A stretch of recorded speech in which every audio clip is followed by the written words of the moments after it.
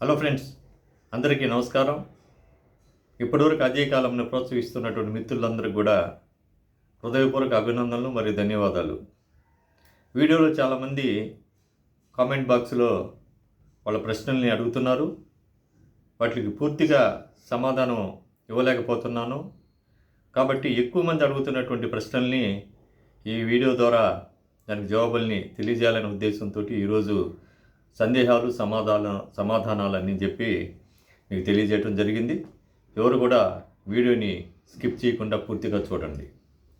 ఎక్కువ మంది 2018 DR arrears మీదే ఎక్కువ సందేహాల్ని వ్యక్తం చేశారు. వాటిలో ముఖ్యమైనవి మీకు తెలియజేస్తాను.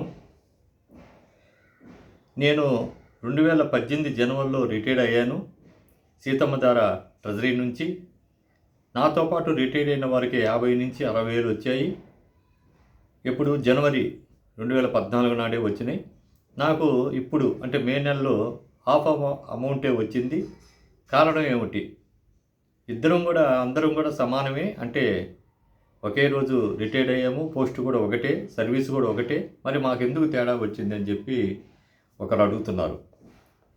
ఏం లేదు, ఈ విషయాన్ని మీరు పూర్తిగా తెలుసుకోవాలంటే వాళ్ళ బిల్లు మూడు బిల్లులు వేసారా, లేకపోతే ఒకే బిల్లుగా పోయిందా, లేకపోతే మీది 3 బిల్లులుగా వెళ్ళిందా అనేటువంటి విషయం కూడా తెలుసుకోవాలి. కాబట్టి సమస్య ఎక్కడుందో అక్కడ సమాధానం కూడా అక్కడే ఉంటుంది. కాబట్టి మీరు ఈ విషయాన్ని తెలుసుకోవాలంటే దూరం నుంచి ఆ కారణాన్ని మనం చెప్పలేం. కాబట్టి మీరు ఖచ్చితంగా మీరు పనిచేసినటువంటి కార్యాలయంలో డీడీఓ గారిని సంప్రదిస్తే మీ ప్రశ్నకి సమాధానం వస్తుంది. కాబట్టి డీడీఓ గారిని సంప్రదిస్తే బాగుంటుంది. తర్వాత నాకు 7,336 రూపాయలు మాత్రమే జమ అయినాయి. అసలు అవి ఎప్పటివి, ఏమి దేనికి సంబంధించినదో తెలియలేదు. నాది సీతమ్మధార ట్రెజరీ అన్నారు. బహుశా మే నెలలో ఎక్కువ మందికి సీతమ్మధార ట్రెజరీలో వచ్చింది కూడా 2018 డిఆర్ అరియర్స్ కాబట్టి మీది కూడా డిఆర్ అరియర్స్ ఉంటాయి.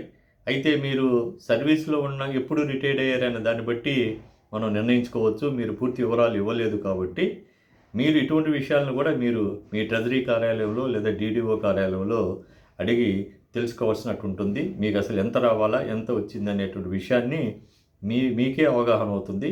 కాబట్టి వారిని సంప్రదిస్తే బాగుంటుంది. అటువంటి ప్రశ్న చాలామంది అడుగుతున్నారు.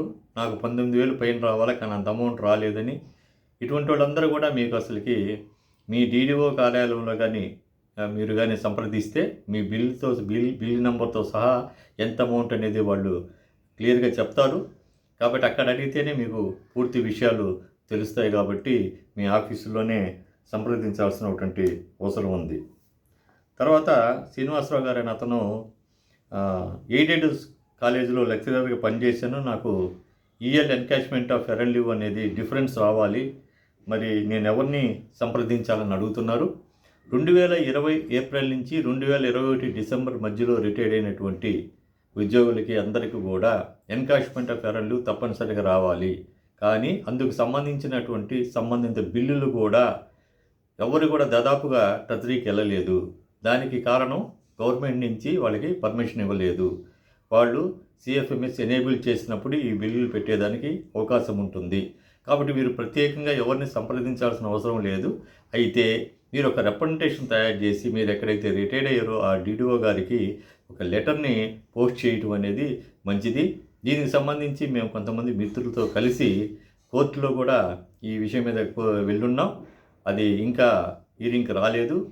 ఏదైనా సరే ఇన్ఫర్మేషన్ వచ్చిన తర్వాత దీనికి సంబంధించి మీ అందరూ కూడా తెలియజేస్తాను. అదేవిధంగా గుంటూరు నుంచి ఒకసారి ఫోన్ చేస్తూ అదే ఎయిడెడ్ స్కూల్లో పనిచేస్తూ ఉన్నాము. నేను 2022 జూలై 31న రిటైర్డ్ అయ్యాను. 23 జనవరిన నా ఎన్కాష్మెంట్ ఆఫ్ లీవ్ బిల్ వెళ్ళింది. అయితే తెలంగాణ షేర్ వచ్చింది కానీ ఆంధ్ర షేర్ నాకు రాలేదు. దానికి కారణం ఏమిటి వివరించగలరు అంటున్నారు. మరి దానికి కారణం అనేది మనం చెప్పలేము. ఎందుకంటే దాదాపుగా అందరికి కూడా 2 వస్తాయి, దాదాపుగా అందరికి కూడా వచ్చాయి. మీకు ప్రత్యేకించి రాలేదు అంటే మీరు ఒక్కసారి ఏదైనా ప్రాబ్లం ఉందా, టెక్నికల్ ప్రాబ్లమా ఏందనేది మీరు ఆ కార్యాలయంలో కనుక్కుంటే మీకు తెలుస్తుంది. తర్వాత ఎస్బీఐ కాంప్రహెన్సివ్ పెన్షన్ ప్యాకేజీలో ఏజ్ లిమిట్ ఎంత అని అడుగుతున్నారు. దీని మీద నేను వీడియో కూడా చేశాను. అయితే పొరపాటున నేను ఆ రోజు ఏజ్ లిమిట్ చెప్పలేదు. ఇది 70 సంవత్సరాలకి లోపు ఉన్న వారికి మాత్రమే వర్తిస్తుంది. కాబట్టి 70 సంవత్సరాల లోపు ఉన్నవారు ఎస్బీఐ కాంప్రహెన్సివ్ పెన్షన్ స్కీమ్లో చేరటం అంటే చాలా బాగుంటుంది. తర్వాత ఇంకొకరు ఫ్యామిలీ పెన్షన్ చనిపోతే విడో కూతురికి పెన్షన్ వస్తుందా అని అడుగుతున్నారు. ఖచ్చితంగా వస్తుంది. అయితే వాళ్ళ సర్వీస్ పెన్షన్ బతికి ఉండగానే ఆవిడ విడో అయి ఉండాలి. అంటే వాళ్ళ ఫాదరు బతికుండగానే విడో అయి ఉండి తర్వాత వాళ్ళ మదర్కి పెన్షన్ ఇస్తూ మదర్ కూడా చనిపోతే తర్వాత ఈవెన్ అప్లై చేసుకునే దానికి అవకాశం ఉంది. కాబట్టి సర్వీస్ పెన్షనర్ ఉండగానే ఆమె విడోగానే అయి ఉంటే కూతురికైనా కూడా వచ్చేటువంటి అవకాశం ఉంది. ఈ విషయాన్ని తెలుసుకొని మీరు అధికారిని కలవగలరు. తర్వాత నేను 2021లో రిటైర్డ్ అయ్యాను. గ్రాట్యుటీ 16 లక్షలు జీవో ఇచ్చారు, కానీ మాకు రాలేదు. అది వస్తుందా ఏమిటి అని అడుగుతున్నారు. ఆ జీవో 2022 నుంచి జనవరి నుంచి అది వర్తిస్తుంది. మనం 2021 డిసెంబర్ వరకే మనకి మానిటరీ బెనిఫిట్ ఉంది. కాబట్టి జీవో ప్రకారం అయితే గ్రాట్యుటీ రాదు. అయితే చాలామంది దీని మీద కూడా కోర్టుకు వెళ్ళున్నారు. వాయిదాలు జరుగుతూ ఉన్నాయి. పూర్తి జడ్జిమెంట్ అయితే రాలేదు. జడ్జిమెంట్ వచ్చేదాకా కూడా మనం దీని మీద ఏమీ చెప్పలేం. అటువంటి విషయాలు ఏదైనా తెలిస్తే మీకు తప్పనిసరిగా తెలియజేస్తాం. అదేవిధంగా మేము 2023-24లో సరెండర్ లీవ్కి అప్లై చేసాం. ఇప్పుడు 25లో రిటైర్డ్ అయ్యాం. ఇప్పుడు మా సరెండర్ లీవ్లు బిల్ వస్తుందంటే ఖచ్చితంగా వస్తుంది. మీ బిల్ పాస్ అయ్యి వెళ్ళిపోయిన తర్వాత గవర్నమెంట్ రేపు అమౌంట్ కానీ రిలీజ్ చేస్తే అందరితో పాటు మీకు కూడా వస్తుంది. ఖచ్చితంగా వస్తుంది.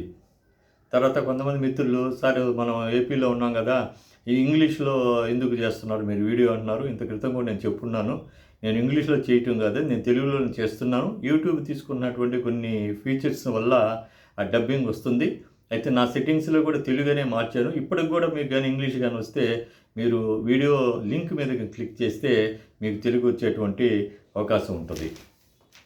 అదేవిధంగా ఇంకొకరు జోసఫ్ గారు అనుకుంటాను, మా నాన్నగారు సర్వీస్ పెన్షనర్గా ఉండి 26 ఫిబ్రవరిలో మరణించారు.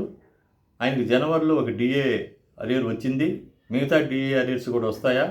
3 దఫాలుగా వస్తాయని చెప్తూ ఉన్నారు. మిగతా డబ్బులు వస్తాయా రావంటున్నారు. మరి ఇతనికి అవగాహన లేదు కాబట్టి కొంతమందికి 3 విడతలు డిఆర్ అరియర్స్ వచ్చినాయి కాబట్టి ఇతను అదే 3 డిఏలు అంటున్నాడు. 3 డిఏలు కాదు, అది 3 విడతలు. అసలుకి ఒక్కసారి మీరు ట్రెజరీకి వెళ్ళి లేదంటే డీడీఓ కార్యాలయంకి వెళ్ళి ఎంత మొత్తం ఉంది, ఎంత మొత్తం వచ్చింది అనే విషయాన్ని మనం తెలుసుకోవాలా. దాన్ని బట్టి మనం చెప్పగలుగుతాం. కానీ దీనికి 3 డిఏలు అయితే కాదు, ఒక డిఏను కాదు 3 బిల్లులుగా పెట్టున్నారు కొంతమందికి అయితే ఒకే బిల్లులో పూర్తి మొత్తం కూడా వచ్చింది. కాబట్టి అది విచారించి రావాల్సి ఉంటే మాత్రం తప్పనిసరిగా వస్తుంది. కొంతమంది ఇంకొకరు, నేను 2021 మార్చిలో రిటైర్డ్ అయ్యాను, నాకు 2018-19 అరియర్స్ రాలేదు, నేను సబ్ ట్రెజరీలో కలవచ్చా అని అడుగుతున్నారు. 2019 డిఆర్ అరియర్స్ ఎవరికి కూడా ఇవ్వలేదు. 2018 జూలై డిఆర్ అరియర్స్ మాత్రం ఇచ్చారు.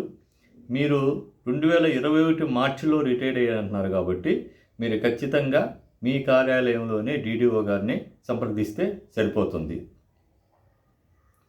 తర్వాత జీవన్ బాబు గారు అని, నేను 2020 జూన్లో రిటైర్డ్ అయ్యాను. 2018 డిఏ అరియర్స్ జీపీఎఫ్లో కలిసిందని అవి ఇంకా అరియర్స్ రావని చెప్తున్నారు. నా డౌటు క్లియర్ చేయండి అంటున్నాడు.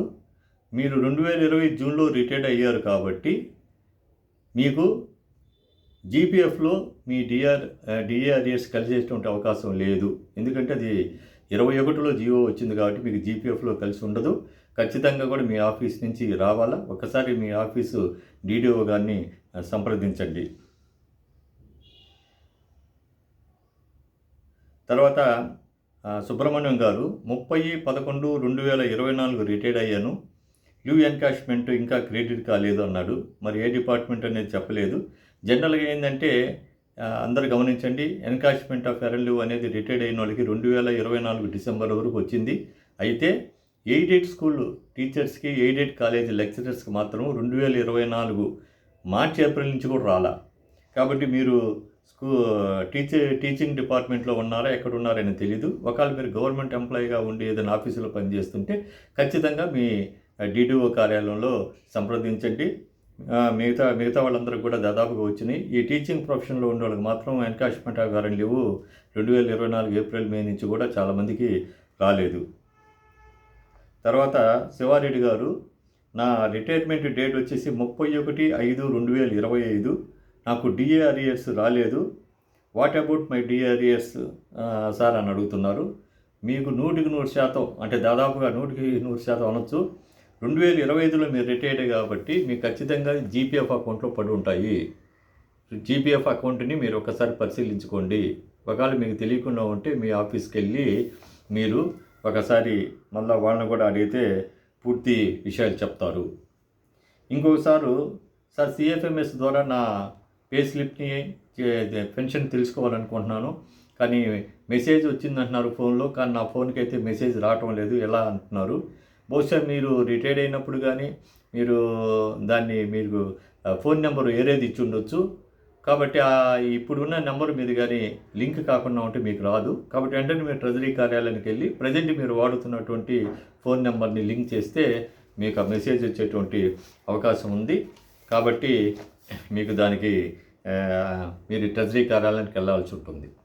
తర్వాత చాలామంది వచ్చేసి సార్ మీరు కరెక్ట్గా చెప్తున్నారు, మీ వీడియోని మేము నమ్మదగినదేను, మీకు థ్యాంక్స్ అని చెప్తున్నారు. వాళ్ళందరూ కూడా ధన్యవాదాలు. అదేవిధంగా ఉంటారు కదా ఒకరో ఇద్దరు కూడా వాళ్ళు అవి కూడా చెప్పాలి. కాబట్టి వాళ్ళు వార్తలు చెప్పకండి సార్, మీరు అబద్ధాలు చెప్తారు, అసలు పెన్షన్ ఇస్తారా లేదా అది చెప్పు ముందు అన్నారు. అబద్ధాలని చెప్పడం కాదు, ఈ ఈ విధంగా వ్యాఖ్యానించిన వాళ్ళు నాకు తెలిసి ఉద్యోగులు పెన్షనర్లు అయి ఉండరు, వాళ్ళు ఎవరో బయట వాళ్ళు అయి ఉండొచ్చు. అబద్ధం అని అనుకున్నప్పుడు ఖచ్చితంగా అబద్ధం ఏమిటి, నేను చెప్పినటువంటి అబద్ధం ఏమిటి అనేది మీరు చెబితే నిజంగా అది అబద్ధమో పొరపాటు అయితే నేను సరిదిద్దుకునే దాన్ని కూడా సిద్ధమేను. ఏదో చెయ్యాలని చెప్పి కామెంట్ చేయటం అనేది కరెక్ట్ కాదు. ఒకవేళ నా వీడియో మీకు నచ్చకుండా అబద్ధాలు అయితే మీరు చూడాల్సిన అవసరం లేదు. ఈరోజు చాలా వీడియోలు, చాలామంది యూట్యూబ్ ఛానల్స్ అనేకమైన అబద్ధాలు చెప్తూ ఉన్నాయి. ఈ నెలలోనే చాలామంది చెప్పారు PRC వచ్చేసింది, IR ఇస్తున్నారు, 1వ తేదీ నాడు జీతాలు DA పెరుగుతుంది, DR ఇస్తున్నాడు అని. అటువంటి అన్ని వాటికి కనీసం మన అభిప్రాయం తెచ్చుకునే దానికి కామెంట్ బాక్స్ని కూడా వాళ్ళు క్లోజ్ చేస్తారు. నేను అలా కాదు, నేను ఒక పెన్షనర్ల ఇబ్బందులు, ఉద్యోగుల ఇబ్బందులు, వాళ్ళ కష్టాలు తెలిసిన వాళ్ళని, నాకు తెలిసినటువంటి విషయాన్ని మీకు తెలియజేసి మీ దగ్గర సమాచారాన్ని నేను తెలుసుకొని ఈరోజు రాష్ట్ర వ్యాప్తంగా అన్ని జిల్లాల్లో కూడా కనీసం 5-6 మంది మిత్రులు నాకు ఈరోజు ఈ ఛానల్ వల్ల దగ్గరయ్యారు. వాళ్ళు ఎప్పటికప్పుడు సమాచారం కూడా ఇస్తారు. ఆ సమాచారాన్ని కూడా నేను కనుక్కొని నాకున్న సంబంధాలతో నాకు తెలిసినంత మేరకు నేను నిజమే చెప్తాను తప్పితే అబద్ధాలు చెప్పనవసరం లేదు. అలాగే కొంతమంది వాళ్ళ పేర్లు కూడా చాలామంది ఉన్నారు. కిషోర్ కుమార్ అంటున్నారు, ట్రూలీ రిలయబుల్ ఛానల్ సార్ మీది, నిజంగా మీ ఛానల్ని మేము ఖచ్చితంగా నమ్ముతాం, మీరు చెప్పిన విధంగా కూడా మాకు అమౌంట్ పడిందని. కొంతమంది అయితే విశాఖపట్నం వాళ్ళు కానీ అయితే మీరు చెప్పిన తర్వాత మేము ట్రెజరీకి వెళ్ళి అడిగిన తర్వాత మా బిల్స్ కూడా పెట్టారు సార్ అని చెప్పి అంటున్నారు. కాబట్టి ఎక్కువ మందికి మళ్ళా కూడా చెప్పేది ఏంటంటే ఈ DR అరియర్స్కి సంబంధించి చాలా సమస్యలు ఉన్నాయి. అన్నీ కూడా వ్యక్తిగతమైనటువంటి సమస్యలే. వ్యక్తిగతమైన సమస్యల్ని వ్యక్తిగతంగానే మనం పరిష్కరించుకోవాలి. మనం ఆ DDO దగ్గరికి కానీ లేదంటే మనం ట్రెజరీ ఆఫీసర్ దగ్గర వెళ్ళాలి, రిప్రజెంటేషన్ ఇవ్వాలి. ఇప్పుడు మెయిన్గా CFMSని ఎనేబుల్ చేయలేదు, అందువల్ల పర్టికులర్గా ఫ్యామిలీ పెన్షనర్స్కి కానీ వాళ్ళ వారసులకు కానీ ఇంకా DR అరియర్స్ రాలేదు. ఎవరు బిల్స్ అయినా కానీ వెళ్ళుంటే ఆ బిల్స్ అమౌంట్ లేకుండా ఉంటే అవి మాత్రం పడుతూ ఉండి జనరేట్ అయినటువంటి బిల్స్ పడుతూ ఉన్నాయి. కొన్ని టెక్నికల్ ప్రాబ్లమ్స్ ఉన్నాయి, ఇంకా కూడా కాలేదు. కొంతమంది ఆమోదిస్తున్నారు, ఈ నాయకులు కూడా వాళ్ళ దృష్టికి తీసుకొని వెళ్ళారు. ఎవరైనా సరే ప్రత్యేకించి మనకి వ్యక్తిగతమైనటువంటి సమస్య ఉన్నప్పుడు మనమే స్వయంగా DDO కార్యాలయానికి కానీ ట్రెజరీకి కానీ వెళ్ళి మన సమస్యని మనమే పరిష్కరించుకోవచ్చు. ఏదైనా సమాచారం కానీ వస్తే వెంటనే ఎప్పటికప్పుడు మీకు తెలియజేస్తాను. తప్పనిసరిగా అందరూ ఈ అజయ్ కాలంను ప్రోత్సహిస్తున్నటువంటి అందరూ కూడా మీరు వీడియోని చూస్తున్నారు, సబ్స్క్రైబ్ చేసుకోండి. ఎంతమంది సబ్స్క్రైబ్ చేసుకుంటే అంతమందికి మన వీడియోలు వెళ్ళేయడానికి అవకాశం ఉంది. కాబట్టి ఈ వీడియో నచ్చినట్లయితే లైక్ చేయండి, ఈ వీడియోని షేర్ చేయండి, హైప్ చేయండి. మరిన్ని వీడియోలతోటి మీ ముందుకు వస్తాను. ఇట్లు మీ అజయ్ కుమార్.